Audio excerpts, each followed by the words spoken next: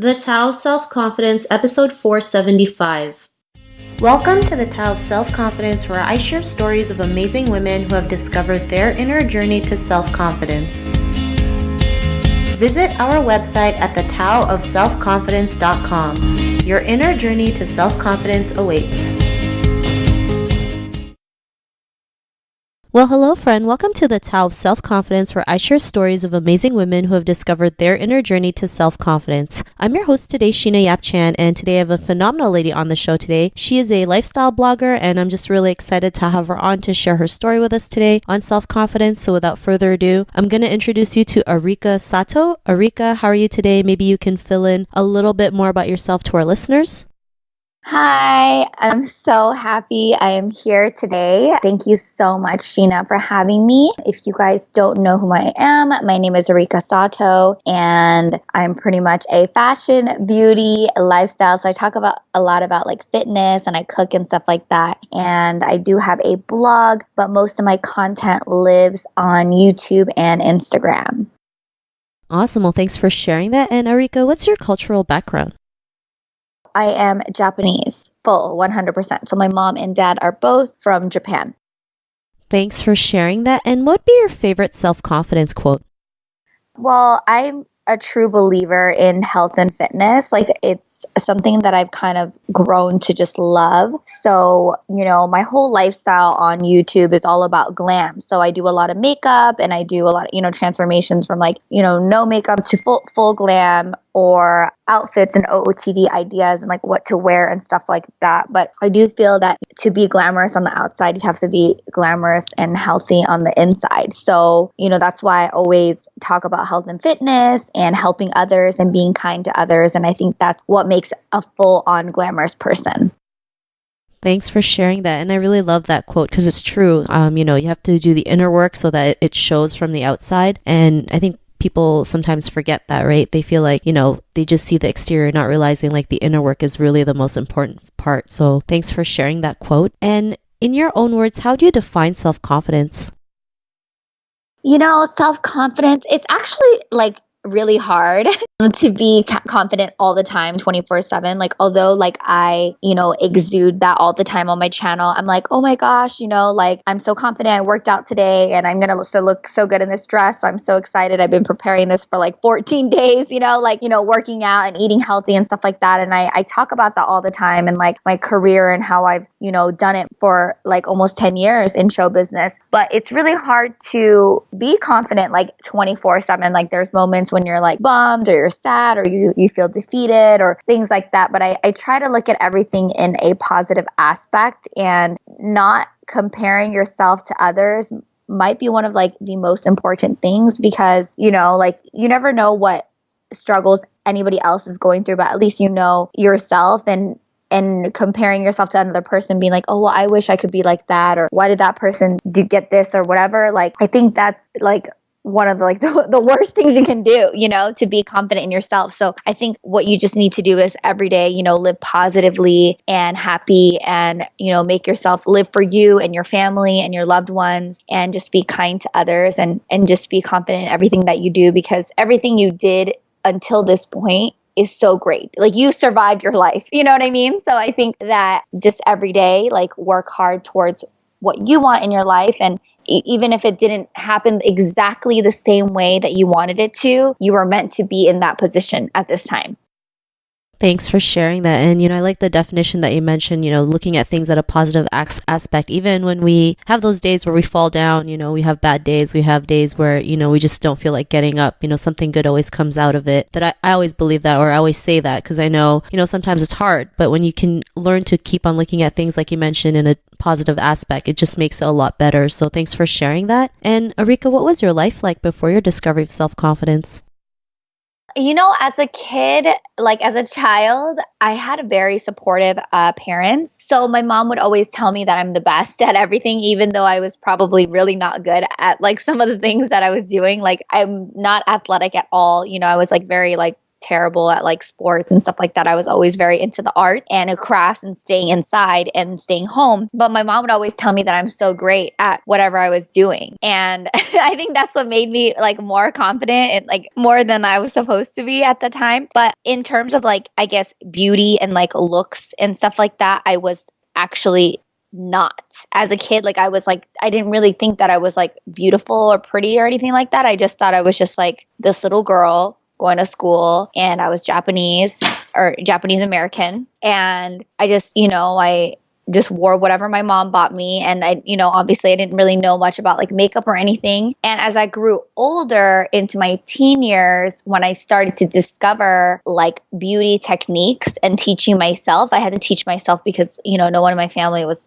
I have a brother, my dad, and then my mom. My mom doesn't really wear much makeup. So I had to kind of teach myself how to be, I guess, like the girliness has always been within me, but like how to be more like into beauty, like the beauty world. I taught myself that. And I think when I started to learn that on my own is that when I felt more confident in who I was. Like, and the makeup wasn't really like a mask for me. It was just one of those things where it came with like my personality because I was so into like dolls and girly stuff and stuff like that. So when I started like putting on makeup and like dressing up and like understanding that, I think that's when I became more confident. But in terms of like growing up as a child and like I was never, it's not like I was not confident. I just didn't really think that I was beautiful. Thanks for sharing that. And, a lot of women feel like that, right? They just don't feel like they're beautiful. They feel like, when they see someone on a billboard or on a magazine, they're just like, why can't I look like them? And, sometimes we feel like we're the only ones who feel that way, not realizing like, a lot of women go through that. And, it's great that you were able to teach yourself, beauty techniques and use makeup as your form of creativity. And, was there a moment in your life when you realized like, you could take this to the next level, especially, with the huge following that you have? Was there like an aha moment? I always did it for fun. Like I went to school, I went to USC for my master's degree in broadcast journalism. So I always wanted to be in the like sort of like storytelling news field. Like I always wanted to do that like since I was little. And the makeup, like YouTubing and the makeup tutorials and stuff like that, I was never like, yes, this is going to be my career or like dressing up and making lookbooks. I never really thought it was going to be like my job. Like I did it for fun. Like I always spend the money to like buy makeup and buy clothes. So, I just put it online for fun. And it became my job when, well, first it was like I was like getting like, free products and stuff like that. And I was so excited because, I had to pay for all this my whole life. And I was like, yes, oh my gosh, so great that I'm going to get a free dress, And after a while, it started to become more of like a business because I was doing it so often and so much that I couldn't really have like another job. And that's when I realized like, okay, this is like my job now. Like teaching other girls how to, put on some makeup and be glam and feel healthy and exercise and dress up like a certain way or, how to dress on a certain occasion. And then I started making just these consistent videos and like consistent content is when I realized, okay, you know what, this is going to be my job because I don't have time to do anything else. Thanks for sharing that. And it's amazing when you do something for fun, you just do it because you love it. The outcome can be like anything, right? You never realized like this could be a full-time career for you. You just did it because you love doing it and you just embraced it. And, once you realize that this could be something bigger than that, you just went with your gut feeling. It's like, I'm just going to do this, right? Because it was kind of like, maybe your destiny or calling, what you were meant to do. And because of that, what's your life been like now? I mean, it's been amazing. Like I mean, obviously there's some days like everybody in the world that you're like, oh my gosh, I have to do like so many things and I'm overwhelmed, but I love it. I wouldn't change it for the world. I love my career. I love my job. I love making content. I still feel like I'm like a little girl always picking out like dresses and shoes and putting it together and thinking of what I'm going to wear right now is like, towards Halloween. So I'm like, oh my gosh, what am I going to be for Halloween? Like I still feel like a little girl and like want to dress up and I love it. And I wouldn't change it for the world. Like really, it's everything. Awesome. Well, thanks for sharing that. And, to the woman who's listening to your episode, she may be in her own journey of self-confidence. What would be that one tip you would give to her? I mean, I give this advice to all my girlfriends all the time. A lot of them, it's so funny because a lot of my friends, ask me for advice and I'm like, I don't even think I'm like a good advice giver or anything like that. But to me, like what I think I said it previously as well, but like focus on you and living for you, and I think whether like whatever is going on with you, like whether you have like a wedding or you have like a big exam, like getting into school, like I went to grad school, like I remember studying like all day, all night, like, you know what I mean? Like I even like had so much stress. I like had like a bald spot on my head. Like I lost hair. Like I was so stressed out. Like there's so many moments that you will, have in your life. And I think what's important is to focus on yourself and focus on you and live for you and live for your happiness. And whatever you choose to do, if you're unhappy, you can change it. And I think that's the most important thing, is to know that if you are unhappy in your scenario, whatever it is, whether it's a relationship, whether it's your job, whether it's, your family issues, or whether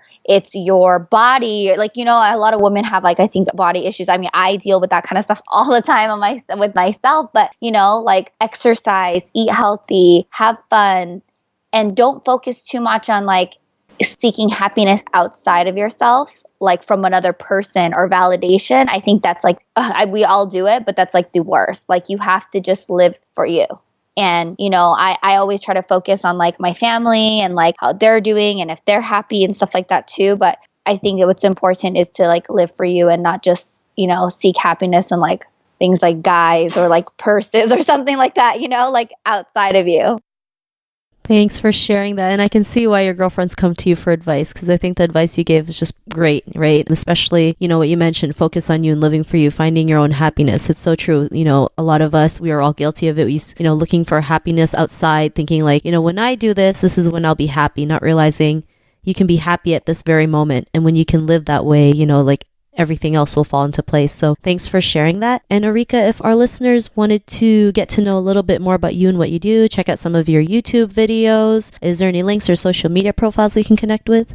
Yeah, everything is literally just my name. I'm like, I got lucky. No one has my name. So it's just Arika Sato, ArikaSato. And like usually on Twitter and stuff, I can like immediately write back. So if anyone has any questions and stuff like that, when people email me, I get so many emails. Like, I mean, even with you, like it's hard for me to respond because there's so many. I think, Twitter and stuff is like immediate and fast. So if anyone has any questions and stuff like that, I think Twitter is like the easiest way to talk to me, as well as in the Instagram comments. If you have questions about my lifestyle, like what I eat or what I do to exercise, or how you feel about whatever, questions you have about anything, like you can ask me in the Instagram comments as well. And they're all my name.